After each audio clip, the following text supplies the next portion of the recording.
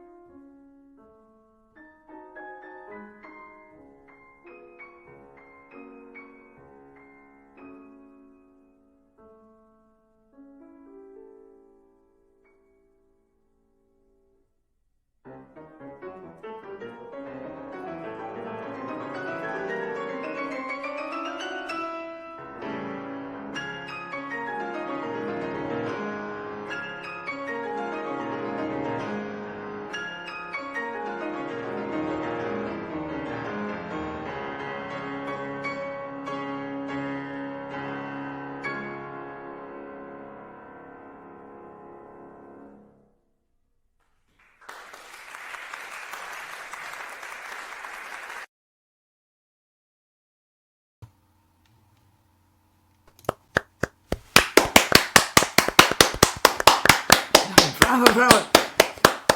That's an amazing performance. Just so gorgeous and so confident. I'm going to invite for comments our judge for this piano division. James Welch is joining us. He is a pianist and conductor and the director of the Progressive Musicians. Welcome, James. Thank you for joining us, and please give your comments. Thank you. Well, bravo. You know, these Liszt operatic fantasies are just monstrous and crazy and difficult in every way possible. Technically, interpretively, just stretching your hand to the limits and trying to make everything, every note sound is just, it's just so difficult to coordinate all that together and get all the right notes. And you've learned it well, and I feel like it was a good presentation of this piece overall.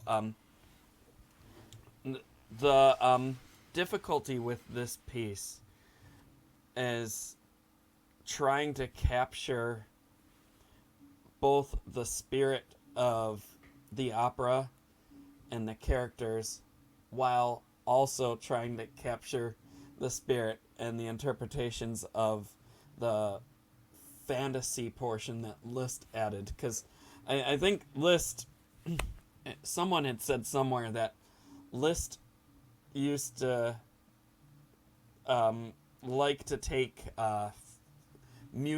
hard music and make it harder. Yeah, that's a great way to put that. And yeah. I forget who told me that. It was in a book that that was read, and I don't know the validity on that, but it would make perfect sense to me. I mean, all the lists that I've played, and it was like a theme based off of something else, and it was already a hard theme. And I mean, look at the Paganini etudes. I mean, those were extremely hard, and then out of that came like the famous A minor variations. You know, I mean, he had to make it harder than Brahms, and He did. yeah, and I think Rachmaninoff may have given him a run for his money, and and the famous La Campanella, from the violin sonata there, and it's so a lot to incorporate here. First off, I'd like to just mention a couple of not so much technical, but articulation, voicing issues. The balance of this piece is extremely difficult. But if you have good balance, you're going to have more freedom for artistry and phrase shaping, and it's going to be easier. I'm not going to say it's going to be easy because it's Liszt, but many times the bass notes in your balance were very faint or just quick to dissipate. I wonder, James, if that may have been partially the equipment which was used for recording, because possible. It's a live performance, obviously. So sometimes, the microphones cut out. It's possible, but what I would do to help with that is try to hold the pedal a little bit longer on those bass notes, because we get boop and then it's gone. But if I could have used more pedaling for my taste. It was a little too clean at times, and I think that will help give you more sound. The other is just like some of the bigger parts of the piece itself, especially the opening boom, ba, ba, ba. Make sure that you are over the keys before doing all those chords, especially at the end, bum, bum, bum. If you're just getting to the keys at the same time that you have to play it, you're not going to get as much power. But if you could get over the keys and just in with your elbow and your wrist jut forward, you're going to get so much, and it's going to be so much easier. But there were just some things like that I noticed, which I think would open the doors to much more phrase shaping and just having the piece develop as its own a lot more and a lot easier. So if you could work more toward that and then see what type of doors that would open for interpretation, I think you're going to see a big difference. I think we're all going to hear a big difference in your performance. And so I would urge you to work that way. And I mean, the overall playing, I mean, the finger work and all that, I mean, flawless. I was a little jealous because it was just so clean up in all those scales and all that. And you did that very well. And you've learned the piece. You've memorized it well. And there's a lot to say for a piece like that. Just getting all those notes and rhythms in there. And don't be too discouraged by everything that I'm saying either, because this is Liszt. I mean, this is a piece that, well, all of us would be working on for the rest of our careers to make different and taking different comments and doing different things and all that. So, I mean, there's just, I would like to hear you do more with it. And then, it could be different every time. Yeah. Absolutely, Wonderful. yeah. It calls for a lot of improv on stage as well, which is kind of hard to achieve when you play such a risky piece. But And live.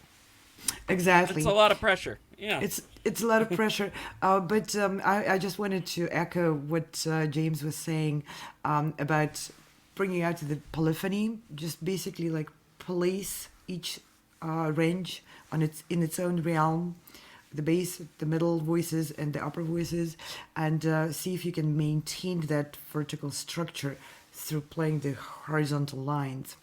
That'll add the three-dimensional auditory experience to your audience, and will definitely make the piece sound grander and more fitting the big concert hall where you're playing, for sure. And what I liked very much is you taking breaths, and that is so hard when you're just about to throw yourself into an incredibly difficult passage and you have no idea what's going to happen. It's like Niagara Falls. Let's hope we land alive. Yeah. But Breathing's important. I love that you did take that moment to prepare yourself and prepare the audience in between those segments. I felt that could have been even more expressed. I don't think there is a danger of this piece falling apart because of it, especially like when the repeated big passages, long passages in the right hand. Different kind of breath prepares us for expectation, like a suspense. But that's just my two cents into it. I'm not a judge, so just disregard everything I said.